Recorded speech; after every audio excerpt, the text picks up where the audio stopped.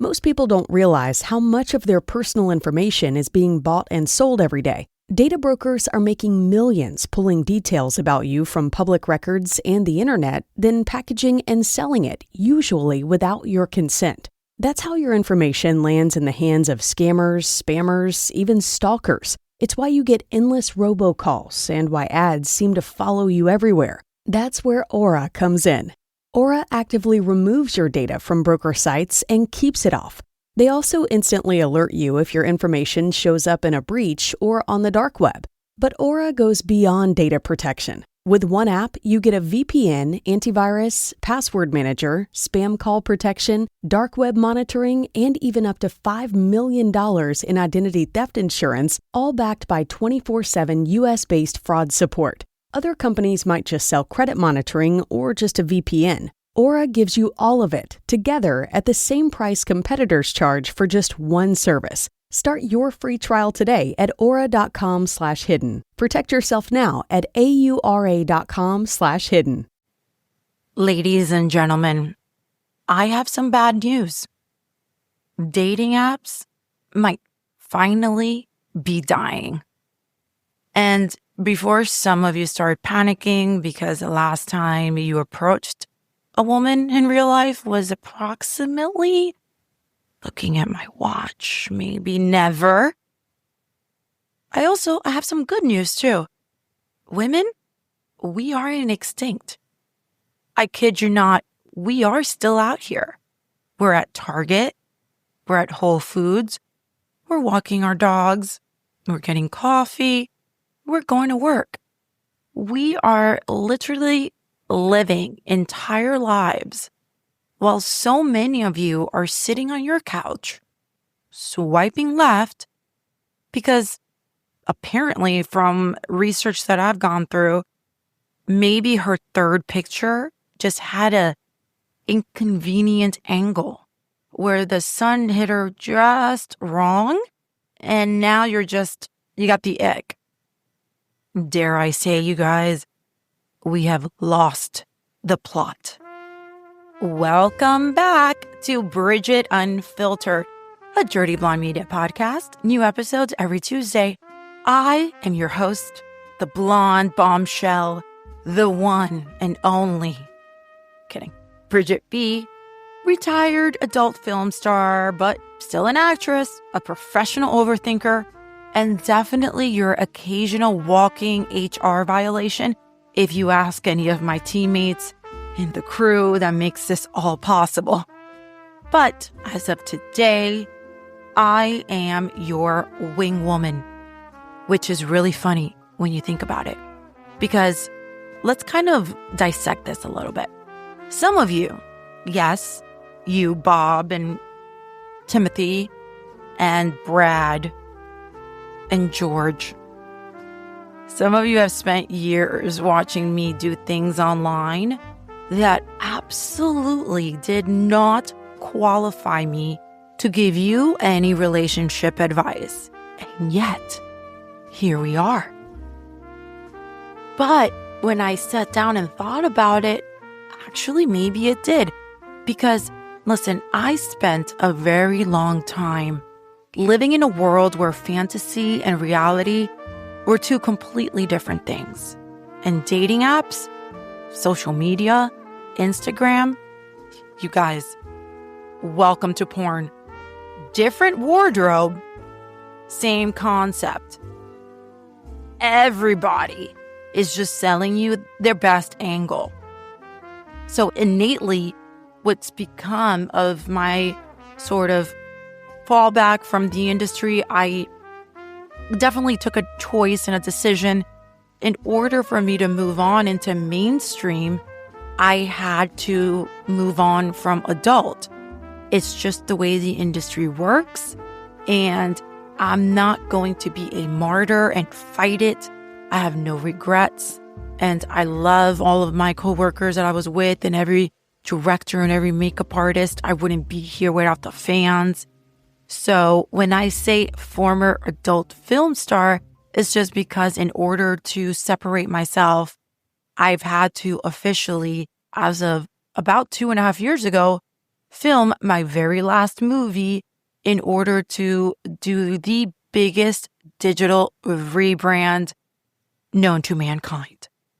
That's me. I've met many of you at the expos, at the AVNs, at the strip clubs when I used to do my burlesque shows, which we'll get into that in a future episode. I'm not done doing that yet, just in a different way. And now, as sort of trying to move on with my own personal life, wow, I see what's happening.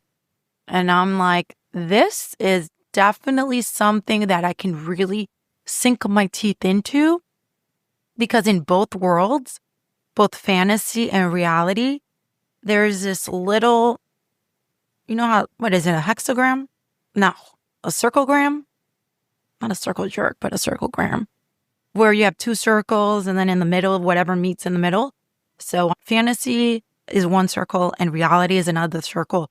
And the middle is where I am, where I can give the advice because I've lived it. I've been on set with the same man that so many of you who do watch adult films worship, Johnny Sins, for example.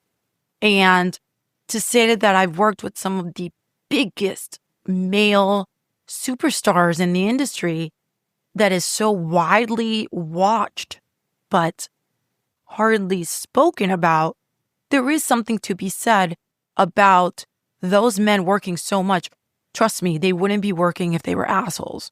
Trust me when I say they treated me like a queen on set.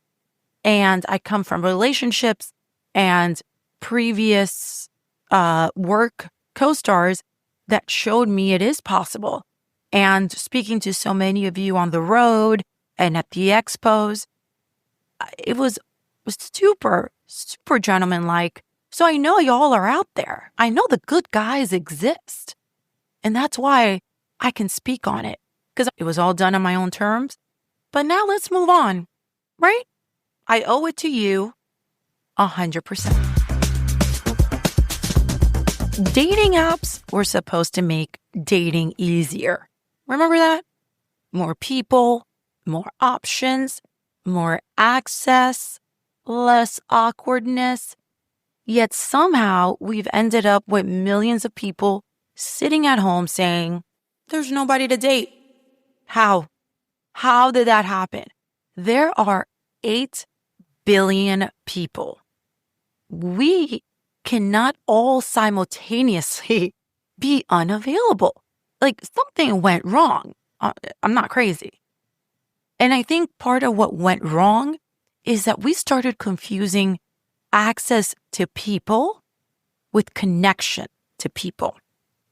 Now, we'll break that down, because the whole swiping feels like dating. DMing can feel like dating sometimes. Watching someone's stories every day feels weirdly intimate, doesn't it?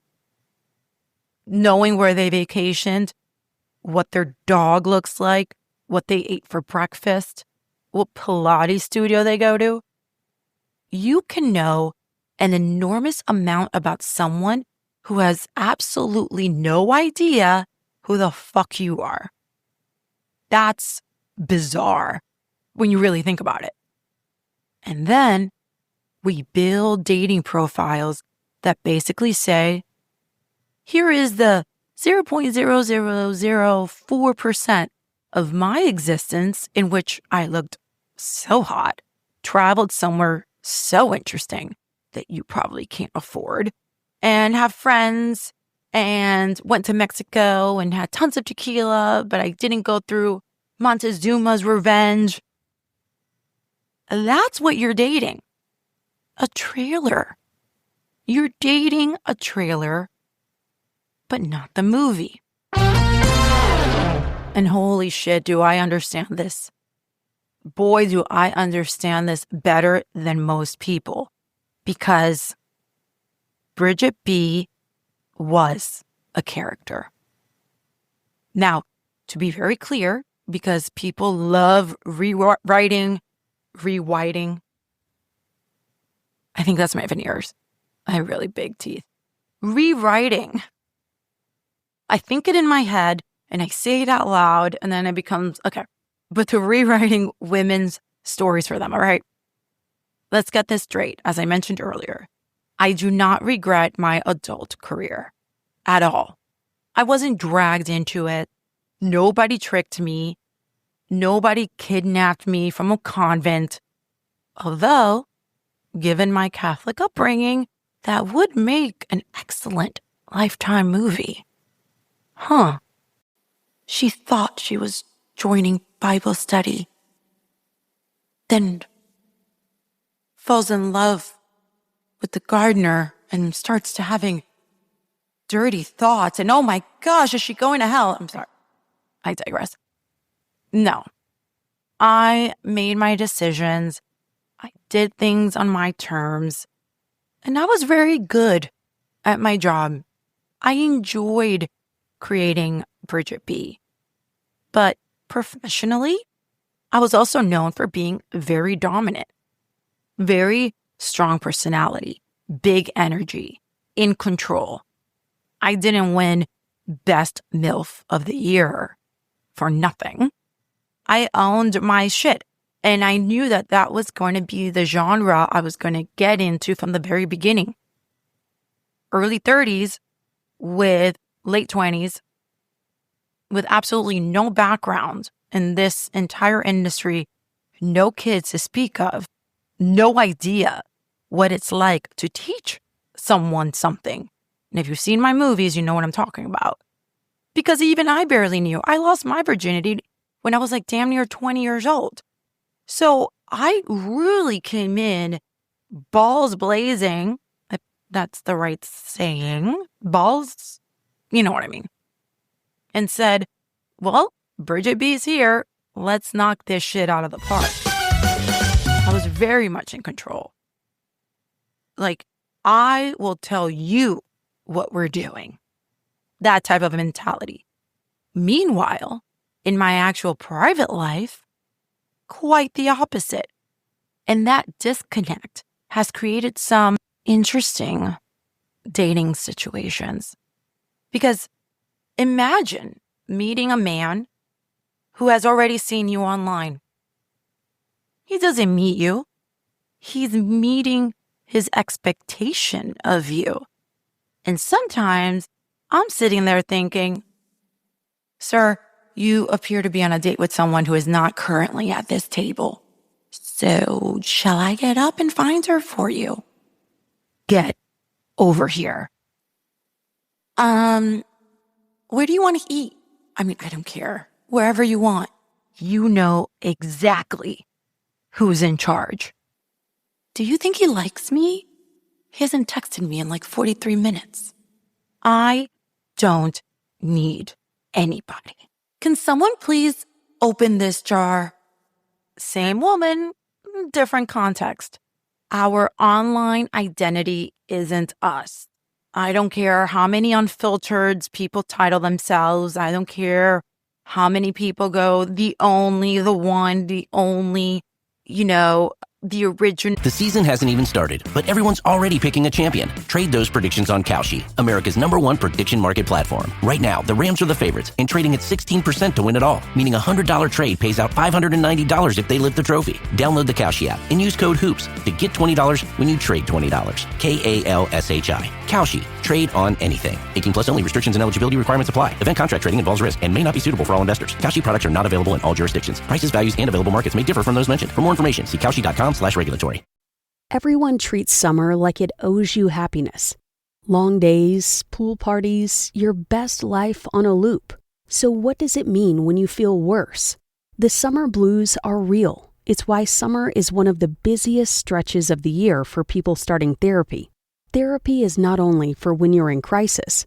Growth therapy is for all the moments when you decide you want more support, more clarity, more tools.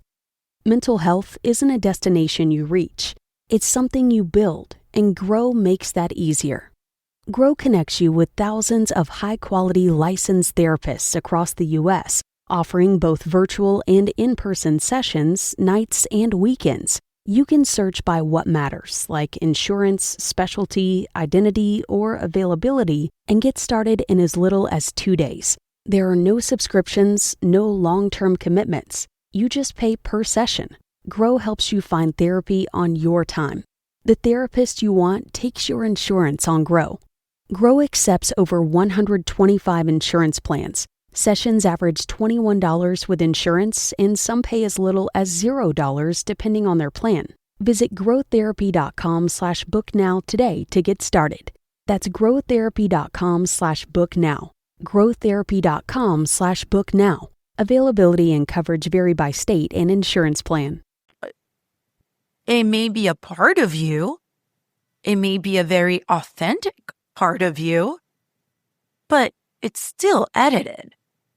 And the same thing happens on dating apps. Speaking of online identities, there's a little fun fact about me, all right? Get closer. I'm going to whisper this into your ear. No, I'm kidding.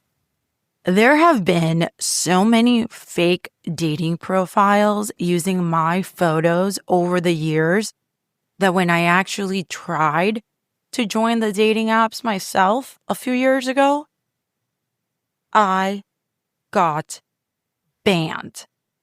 Me, the actual person, permanently banned. Apparently, Bridget B was impersonating Bridget B. Somewhere there's probably a man in Ohio who thinks he's been dating me for 18 months, and I desperately need him to know, honey, I don't need the Apple gift cards. Thank you so much. The scams that happen is what scares me the most, because I'm hoping that people aren't being wrapped up in it. But those experiences also made the dating apps extremely weird for me because, listen, how am I supposed to verify? Like, how am I supposed to verify myself? Please take a verification photo of me. Okay. Well, we believe this image belongs to a celebrity. Yes, it does. Me.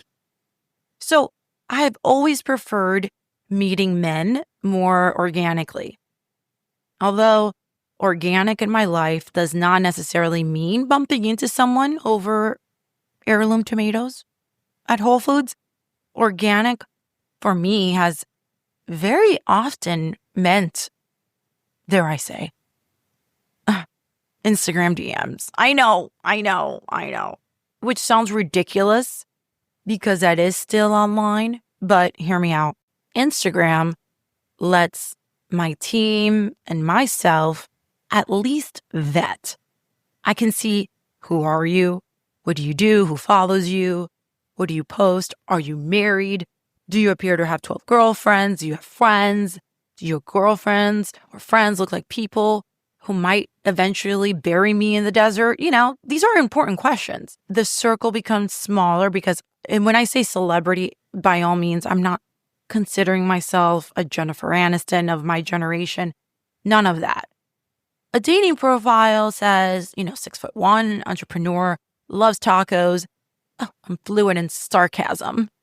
Can we retire, quote, fluent in sarcasm, please? None of my girls and I have ever seen that and thought, holy shit, that's husband material. So eventually, you're going to have to leave Instagram. You're going to have to meet. You're going to have to talk. You're going to have to survive dinner without checking your phone 16 times. A very quick interruption. If you're listening and you're thinking, Jesus Christ, she is describing me. First of all, you're welcome. Second, follow the show. Actually, hit follow wherever you're listening because we're doing this damn thing every Tuesday now. And this season, I want you involved. Send me your dating disaster. Send me the text you cannot figure out. Send me the situation where your boys are telling you one thing, but your gut's telling you another. Because we're going to start getting into those on the show. And if you're enjoying Bridget Unfiltered, leave me a review. Preferably 5 stars. But if it's 1 star, write it in your notes app first and really sit with it and see if you really want to send it? Because is it really that bad? Okay, back to our dysfunctional love lives. All right, so this brings me to something I hear from men constantly.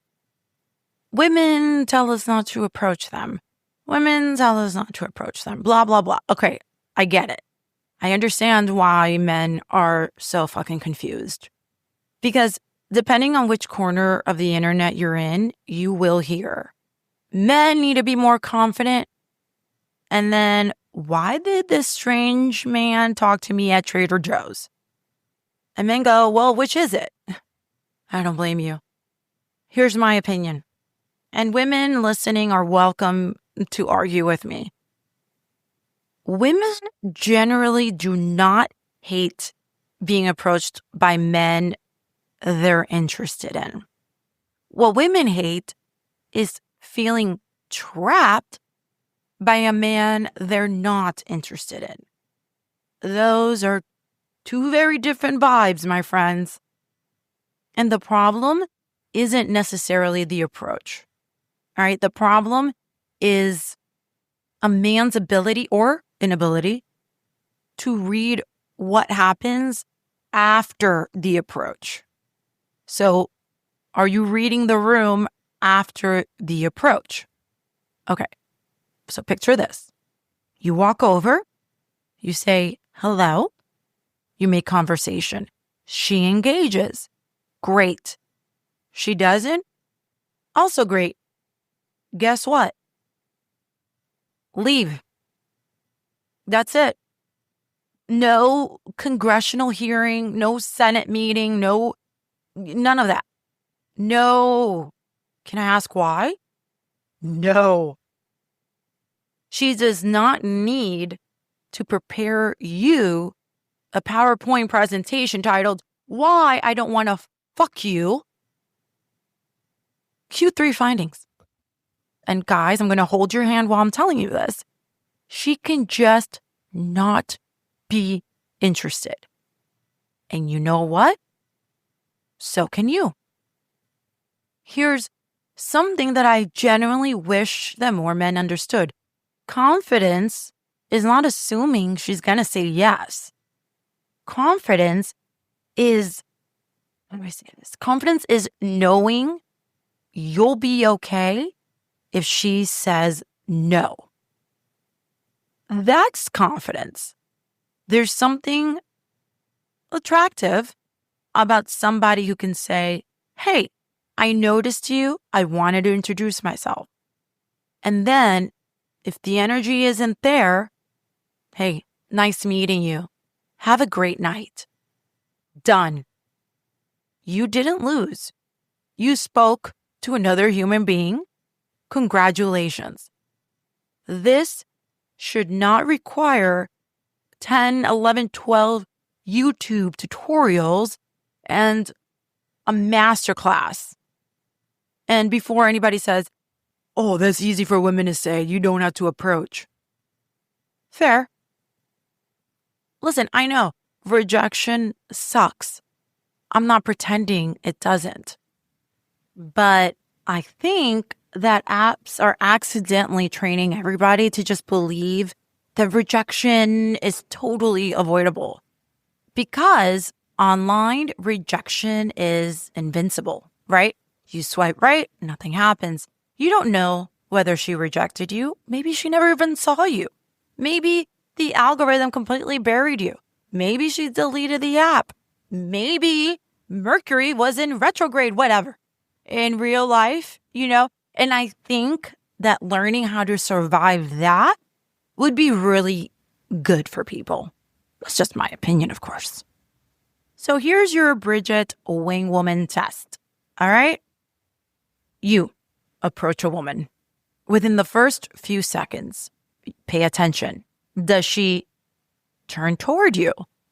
Is she smiling beyond basic politeness? Is she asking something back?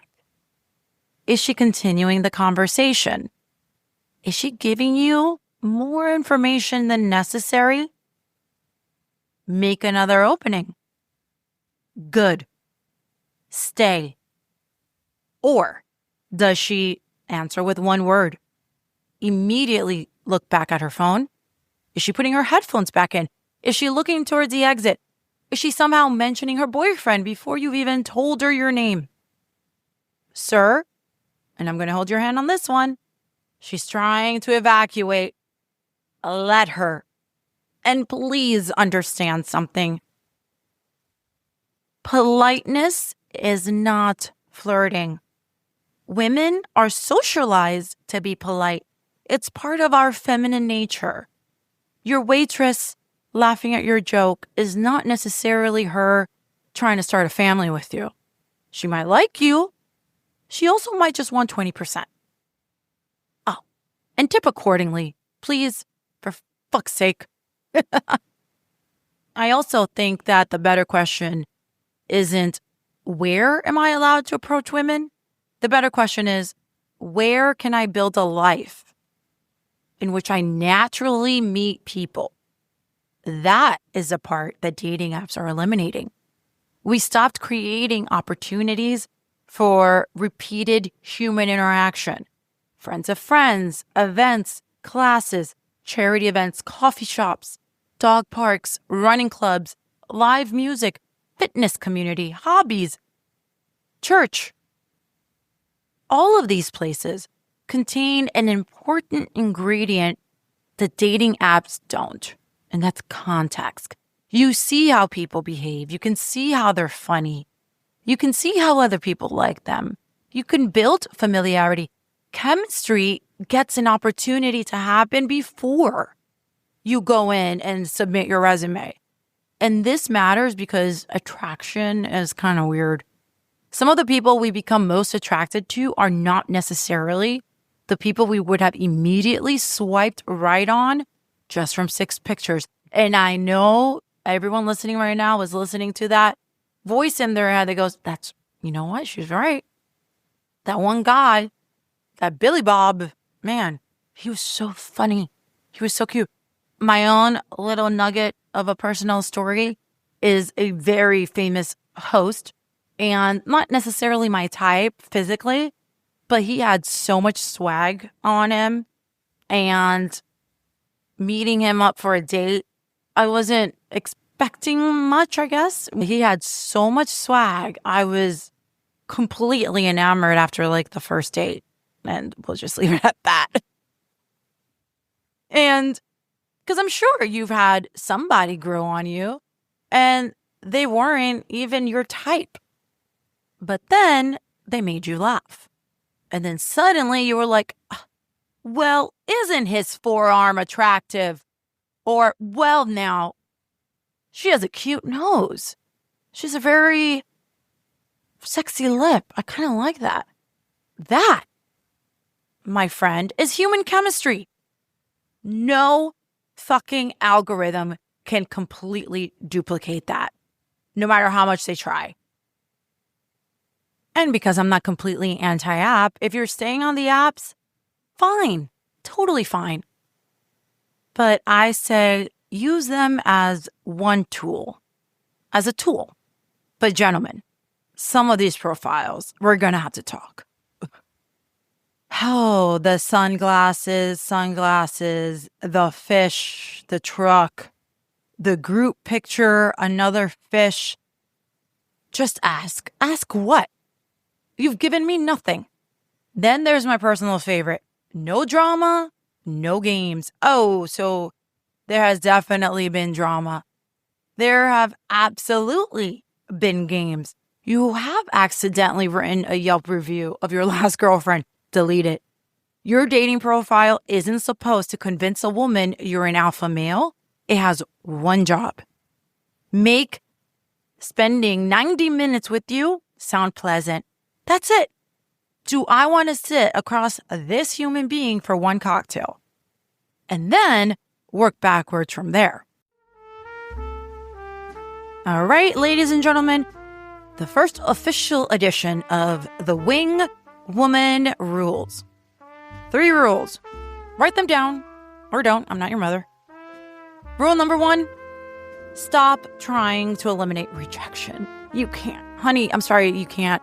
You are not for everybody, and everybody is not for you. Learning that without becoming bitter is one of the greatest dating skills that you will be able to develop. Rule number 2, build a life where women naturally exist.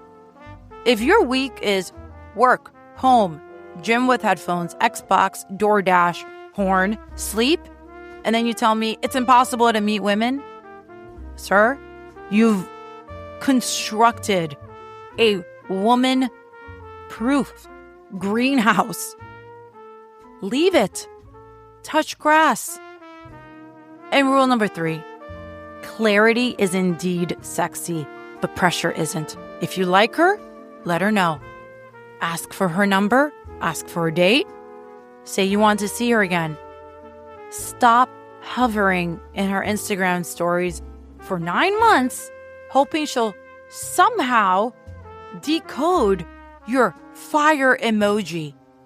No. Say something. Here's what I want to leave with you today. We keep talking about men struggling with dating as though the problem is that men just don't have enough access to women. But think about how much access you actually have. Porn, Instagram, dating apps, OnlyFans, TikTok, DMs, AI.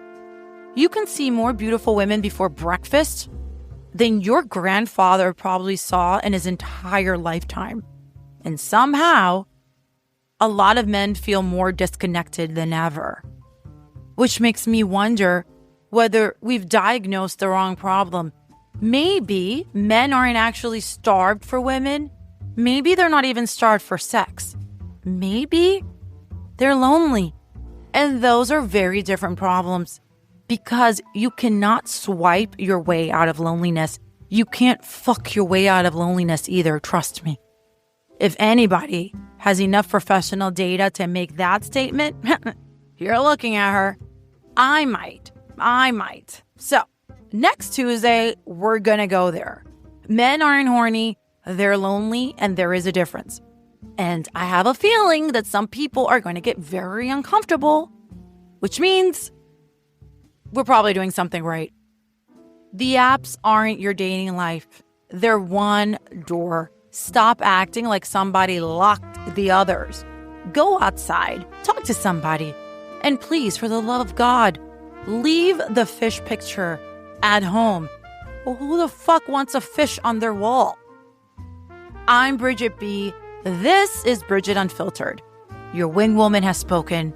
I'll see you Tuesday.